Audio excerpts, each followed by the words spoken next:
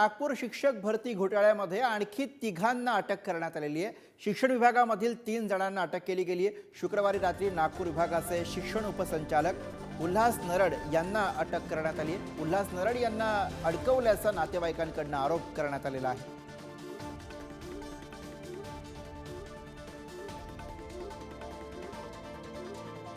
मेसराम आहे जो की त्या डेप्युटी डायरेक्टर ऑफिसला अधीक्षक अधीक्षक वर्ग 2 शिक्षणाधिकारी कार्यालय या ठिकाणी तो कार्यरत आहे।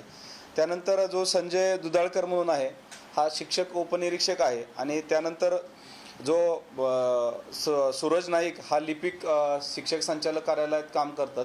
ह्या तिघांना आपण अटक केलेली आहे आणि त्याच्या अनुषंगाने जी शालार्थ आयडीच्या संदर्भात आम्ही त्यांच्याकडून तपास करत आहोत।